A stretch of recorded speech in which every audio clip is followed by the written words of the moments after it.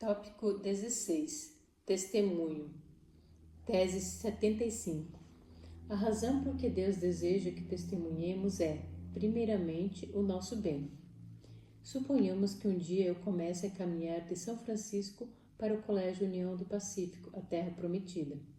Você aparece no seu carro, para e me oferece uma carona.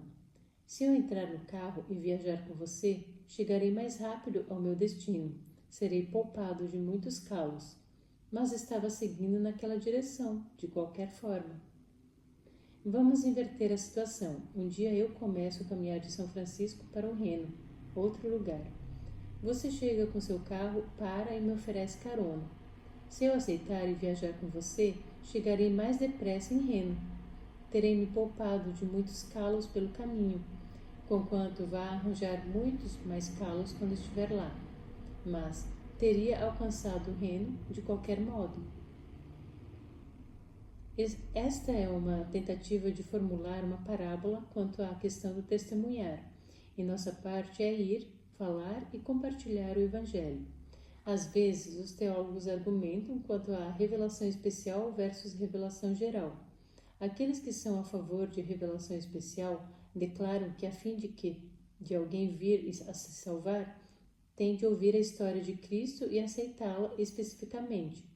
Os revelacionistas especiais insistem em que, a menos que aqueles que já foram a Cristo saiam, falem e compartilhem, as pessoas se perderão eternamente. Por outro lado, os revelacionistas gerais creem que Deus julgará cada indivíduo com base na luz que tenha recebido e que, se o máximo que a pessoa conheceu em sua vida corresponder a Deus na natureza, isso lhe será suficiente. Você pode considerá-lo de um ponto de vista filosófico e concluir que, sendo Deus um Deus de amor e sendo Deus justo e imparcial, ele não poderia fazer com que alguém se perdesse com base no que eu faça ou deixe de fazer. Há um bom apoio para essa posição de fontes inspiradas também. João 1,9 declara que Cristo é a luz, que ilumina a todo homem. Um comentário da Review in Herald, de 22 de junho de 1911, assim reza: no dia do juízo, quando lhe for feita a pergunta por que não obedeceu os mandamentos de Deus, você não poderá apresentar uma desculpa aceitável apelando para a desobediência de outro ser. Sem dúvida, podemos levar as boas novas da salvação a outros e ser usados como instrumentos de Deus para alcançá-los para Ele. Como na parábola sobre o caminhar para a terra prometida, podemos abreviar sua busca de Deus, talvez por anos, se formos e falarmos e compartilharmos. Mas Deus não deixa a nosso encargo determinar o seu destino eterno. Se isto for verdade, então qual é o propósito do testemunho cristão? Temos frequentemente ouvido apelos para ajudar a espalhar o Evangelho em benefício dos que estão lá fora. Mas se Deus pode alcançá-los sem a nossa ajuda, por que nos pede que nos envolvamos? Não teria sido mais fácil deixar a obra de ganhar almas aos anjos, que certamente são mais capazes do que venhamos a ser? É-nos dito que, no final, anjos realizarão a obra que os homens podiam ter feito. Ver Mensagens Escolhidas, página 118. Se isso for acontecer no fim, então por que não agora e poupar-nos de todos os erros que temos cometido na tentativa de compartilhar nossa fé? A resposta é encontrada ao compreendermos o propósito de Deus em nos dar uma parte na atividade de testemunho cristão. Se deseja melhor sumário do testemunho cristão, leia Caminho a Cristo, capítulo Atividade e Vida. O esforço no sentido de abençoar os outros reverterá em bênçãos para nós mesmos. Foi este o propósito de Deus, dando-nos uma parte a desempenhar no plano da redenção. Testemunhos, página 391, declara-o até mais claramente.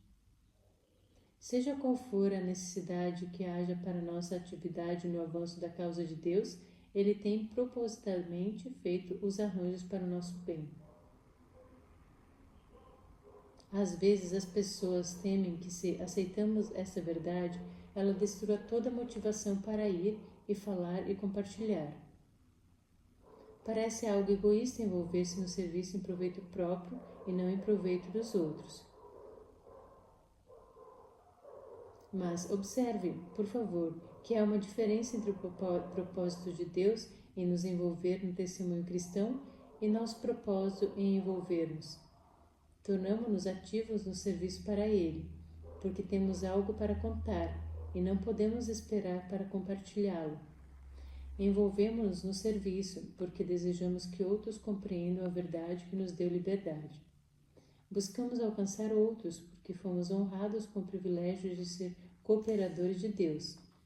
Ao sairmos para testemunhar em benefício dos outros e por causa do próprio Deus, o resultado inevitável é que nossa própria alma será abençoada, e, da perspectiva de Deus, é isso que Ele tem em mente o tempo todo. Tese 76. O desejo de compartilhar vem naturalmente ao cristão genuíno, conquanto os métodos possam variar. Você não pode conservar o seu periquito dentro de um Tupperware. Não estou dizendo que não deve fazê-lo, estou dizendo que não pode. Se tentar tal coisa, não terá seu periquito por muito tempo, terá apenas um patético pequeno monte de penas. Caminho a Cristo, página 78, declara: tão depressa uma pessoa se chegue para Cristo, nasce-lhe no coração o desejo de revelar aos outros que precioso amigo encontrou em Jesus.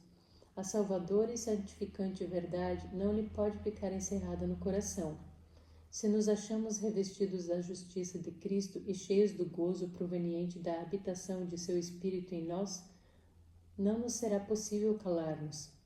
Se provamos e vimos que o Senhor é bom, teremos alguma coisa a dizer. Você pode encontrar declarações semelhantes por todo o espírito de profecia. Mas Jesus não pediu aos discípulos: esforçai-vos por fazer resplandecer a vossa luz. Ele disse: resplandeça. Se Cristo habita no coração, é impossível esconder a luz de sua presença. O primeiro impulso do coração regenerado é levar outros também ao Salvador. O desejo de partilhar as boas novas com outros vem naturalmente ao cristão genuíno. Desejar compartilhar as boas novas advém naturalmente a qualquer pessoa. Talvez se lembre da história dos leprosos nos dias da fome em Israel. A cidade estava sob cerco e as pessoas morriam de fome. Um grupo de leprosos decidiu aventurar-se fora da cidade, esperando encontrar alguma migalha de alimento. Raciocinaram que, se fossem mortos na tentativa, em breve iriam morrer mesmo. Para sua surpresa, o inimigo havia fugido à noite, deixando suas tendas e suprimentos. Os leprosos comeram e beberam, e levaram consigo prata e ouro das primeiras 2 tendas que visitaram. A partir daí, o desejo natural de compartilhar as boas novas dominou-os. Poderá ler a respeito em 2 Reis 7, 9. Então disseram uns para os outros: não fazemos bem, este dia é dia de boas novas, e nós nos calamos. Assim, foram para a cidade a fim de compartilhar o que haviam descoberto.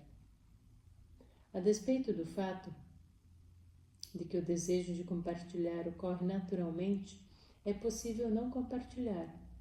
Se você resiste ao desejo natural de compartilhar, perde-o, assim como perderia o seu periquito se o tivesse preso no tapuér. A graça de Deus não permanecerá por muito tempo na alma daquele que, tendo reais privilégios e oportunidades, permanece em silêncio. Tal homem em breve descobrirá que nada tem a dizer. Isso nos traz a outra importante verdade. Nem todos dentre nós compartilharão as boas novas da mesma maneira. Todos terão o desejo natural de compartilhar, o qual todos perderão se recusarem pô-lo em ação. mas nem todos empregarão o mesmo método em compartilhar o Evangelho com outros. O Espírito Santo escolhe os dons de serviço que concede. Nem todos podem operar pelo mesmo método e nem todos podem ser alcançados pelo mesmo método. Mas, como testemunhas cristãs, teremos cada um algo pessoal para compartilhar sobre o que Cristo Jesus tem feito por nós. Alguém pode ter uma personalidade extrovertida e sentir-se bem ao parar estranhos na rua para falar sobre Cristo. Outro pode ser mais recatado e trabalhar melhor com aqueles com os quais já se relacionam. A Ciência do Bom Viver, página 143, diz: unicamente os métodos de Cristo trarão êxito ao nos aproximar do povo. O Salvador misturava-se com os homens como uma pessoa que lhes desejava o bem. Manifestava simpatia por eles, ministrava-lhes as necessidades e granjeava-lhes a confiança. Ordenava então: segue-me. A teoria da bomba do Evangelho deveria ser explodida. Talvez haja visto o filme O Balão do Evangelho, uma sátira sobre alguns métodos de testemunhar empregados pelos imaturos. As pessoas não são salvas em massa, são salvas como indivíduos. E o testemunho pessoal do que Jesus tem feito por você é ainda o argumento mais convincente que pode apresentar. Tese 77. A pessoa mais feliz do mundo é a mais envolvida em servir a outros. A pessoa mais infeliz é aquela que está mais envolvida em servir ao eu. Você é feliz?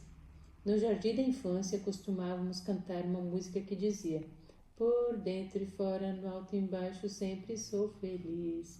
Que tal ser feliz o tempo todo? Não, muitos dentre nós o conseguem, não é mesmo? Até a Poliana conheceu a ocasião de ver sua disposição sempre alegre chegando ao fim.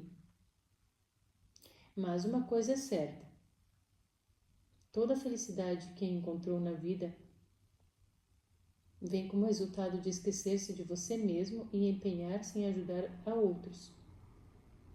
A pessoa que mais se envolve em servir a si própria é sempre a mais infeliz. Só numa vida de serviço a verdadeira felicidade é encontrada. Aquele que vive uma vida inútil, egoísta, é infeliz. Aqueles que se empenham mais fortemente para assegurar a própria felicidade são infelizes. Os que se esquecem do eu no interesse pelos outros têm refletida sobre seu próprio coração a luz e bênção que transmitem a outros. Uma das metas de Deus para seu povo é que este seja feliz. Às vezes, os religionistas têm passado por alto esse fato e imaginado que aquele que veste roupas escuras e tem a expressão solene é o que está mais próximo de Deus. Mas este não é o caso. Conquanto seja verdade que há muito mais na felicidade do que a agitação e luminosidade retratadas pelo pessoal de publicidade, é também verdade que os cristãos devem ser as pessoas mais felizes do mundo. Conta-se a história de um cristão sóbrio e sombrio, que tentou partilhar sua fé. Replicou-lhe seu amigo: acho que nunca irei ser cristão. Você parece que está com enxaqueca. Você não quer ficar sem a cabeça, mas custa-lhe mantê-la. Por que, em nossa maneira humana de ver as coisas, julgamos que as ocasiões nas quais devemos ser mais solenes são aquelas em que estamos mais perto de Deus? Você já olhou ao seu redor durante um culto de Santa Ceia na igreja? É um culto com intenção e desígnio de ser uma celebração dos pecados perdoados e a garantia de paz com Deus. Mas não ouse sorrir. Se o fizer, estará sendo o único. Às vezes, tenho tentado convencer as pessoas de que não é pecado sorrir durante a Santa Ceia, mas nunca tive muito êxito. Enquanto os diáconos passam os emblemas por todas as fileiras, a atmosfera é muito semelhante à de um funeral. Alguns de nós somos tentados a sorrir para as sóbrias faces ao nosso redor, mas logo desistimos da vitória. A Santa Ceia deveria ser uma experiência alegre. O culto a Deus deve ser uma experiência alegre. O serviço de Deus deve ser uma experiência alegre. Os cristãos deveriam ser as pessoas mais felizes do mundo, e uma das principais razões que pode ser verdadeira é que o cristão genuíno sempre está pensando nos outros, buscando alcançar a outros, e assim perde de vista o próprio eu. E esse alcançar os outros inevitavelmente traz bênçãos sobre aqueles que estão realizando esse esforço. Porque qualquer que quiser salvar a sua vida, perdê-la-á, mas qualquer que perder a sua vida por amor de mim e do Evangelho, esse a salvará. Marcos 8,35. Dar é receber. Os que servem os outros serão servidos pelo sumo pastor. Eles próprios beberão da água viva e ficarão satisfeitos. Não anelarão diversões excitantes ou uma mudança de vida. O grande objeto de interesse será: como salvar almas prestes a perecer? Desejado de todas as nações, página 480. Você é feliz? Ou é infeliz? Seu envolvimento no abençoar outros faz a diferença. Tese 78. O serviço cristão na vida espiritual equivale ao exercício na vida física. Quando o avião do capitão Ed Rickenbacker desceu sobre o Oceano Pacífico durante a Segunda Guerra Mundial, os sobreviventes flutuaram num salva-vidas, sem alimento ou água, por várias semanas antes de serem finalmente resgatados. Rickenbacker e seu tenente, James Whittaker, escreveram sobre a experiência no livro Fui Piloto de Rickenbacker, em português. Um dos membros da tripulação morreu durante o episódio e os demais passaram um bom tempo debatendo se deviam ou não comer o seu corpo, antes de finalmente sepultá-lo no mar. Mas suponhamos que antes daqueles homens terem sido salvos, eu por acaso passasse por ali com o meu barco a motor. Os homens do salva-vidas olham-me com seus olhos fundos, imaginando se eu não seria apenas outra miragem. Mas eu me aproximo deles e digo: vocês têm um problema. Não parecem muito saudáveis. Vocês precisam de mais exercício. Eles respondem: e você precisa de mais inteligência. Por um bom tempo, tive a ideia de que a maneira de levar as pessoas a se interessarem por coisas espirituais era envolvê-las em testemunho e serviço e ação missionária. No novo distrito, alistava os supervendedores entre os membros e tentava levar todo mundo a bater de porta em porta ou distribuir literatura ou dar estudos bíblicos. Cerca de 5% dos membros davam resposta favorável e realmente tentavam testemunhar. Mas o prejuízo era, na verdade, grande. O rebuliço fazia com que muitos se retirassem para evitar o senso de culpa por não se envolverem.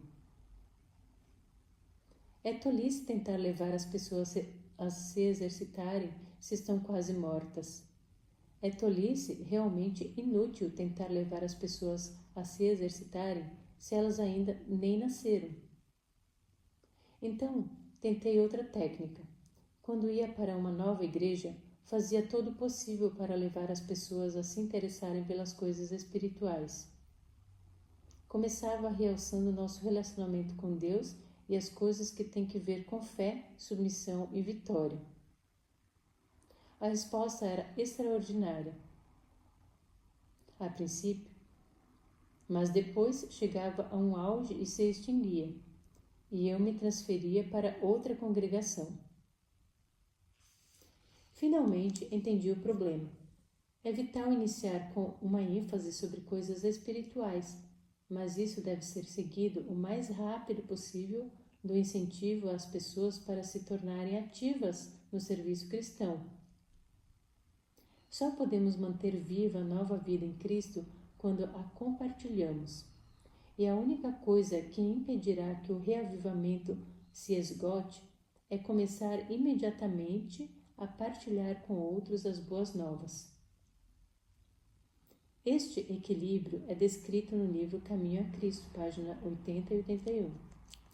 A força se desenvolve pelo exercício. A atividade é a própria condição de vida. Os que procuram manter a vida cristã aceitando passivamente as bênçãos que lhes vêm pelos meios da graça, nada fazendo por Cristo, estão simplesmente procurando comer para viver, sem trabalhar. E no mundo espiritual, como em o natural, isto resulta sempre em degeneração e ruína. O homem que se recusasse a servir-se de seus membros, em breve perderia a faculdade de usá-los. Assim, o cristão que não exercita as faculdades que Deus lhe deu, não só deixa de crescer em Cristo, como também perde a força que já possuía. Cristo empregou o melhor método ao trabalhar com seus discípulos. Primeiro, disse-lhes que o seguissem. Ver Mateus 4,19. Depois de algum tempo, deu-lhes a ordem: Ide, portanto, fazei discípulos de todas as nações, batizando-os em nome do Pai e do Filho e do Espírito Santo. Mateus 28,19. Só quando aprendermos a segui-lo e a continuar seguindo-o, estaremos preparados para o Ide. Tese 79. Não podemos dar a outros aquilo que nós próprios não possuímos. Imagine comigo uma cena de tribunal. A testemunha faz o juramento concordando em contar a verdade, toda a verdade, nada mais do que a verdade. Toma assento no banco das testemunhas e o interrogatório tem início. Onde estava na noite do crime? Em casa. O que estava fazendo? Estava na cama, dormindo. Você viu qualquer coisa em comum? Não. Ouviu alguma coisa? Não, eu dormi durante todo o episódio. E você é uma testemunha? Neste ponto, a testemunha é tirada da sala do tribunal, certo? Há um interessante relato no Velho Testamento sobre uma testemunha que nada tinha para contar. Absalão estava empenhado em tomar o reino de seu pai Davi. Houvera uma batalha e no fragor dessa batalha, a mula de Absalão passou sobre um galho baixo de árvore e Absalão ficou lá, preso pelos cabelos. Um homem foi testemunha e recebeu instrução de ir contar ao rei o que tinha visto. Mas outro homem também se dispôs a ir. Seu nome era Ahimaás. Ele se dirigiu ao oficial encarregado e disse: Deixe-me ir também. O oficial respondeu: Por que deseja ir? Você não tem notícia alguma para relatar. Mas Ahimaás insistiu e correu depressa a despeito de sua falta de informação. De fato, correu tão depressa que até passou à frente da testemunha real, o Cusita, e chegou antes dele. Inclinou-se então perante o rei e disse: Tudo está bem, o que não era verdade. Mas quando Davi o pressionou, pedindo detalhes com respeito a Absalão, tudo quanto pôde dizer foi: Vi o grande alvoroço, porém não sei o que era, segundo Samuel 18, 29. Muitas pessoas dentro da fé cristã têm corrido como Ahimaás. Seu zelo tem sido grande, mas sua mensagem é fraca. A fim de ser uma testemunha eficaz, você tem que ter alguma coisa de que dar testemunho. Sem uma viva fé em Cristo como Salvador pessoal, é impossível fazer com que nossa influência seja sentida em um mundo cético. Não podemos dar a outros aquilo que nós mesmos não possuímos. É proporcionalmente à nossa própria devoção e consagração a Cristo que exercemos uma influência para benefício e erguimento da humanidade. Caso não haja real serviço, nem genuíno amor, nem realidade de experiência, não há poder para ajudar. O Maior Discurso de Cristo, página 37. O primeiro passo para tornar-se uma testemunha de Cristo é ter uma experiência com Ele por você mesmo. Não basta ter visto uma mudança na vida de outro ou ter sentido o poder e a emoção do Evangelho. O testemunho cristão deve sempre basear-se na primeira pessoa. Ninguém se sentirá impressionado com uma testemunha do cristianismo que só possa dizer: vi um grande alvoroço, porém não sei o que era. O testemunho que o mundo está esperando hoje é o mesmo que Jesus comissionou aos restaurados endemoniados de Gadara a apresentarem. Ele disse: vai para a tua casa, para os teus, anuncia-lhes tudo o que o Senhor te fez e como teve compaixão de ti. Marcos 5,19.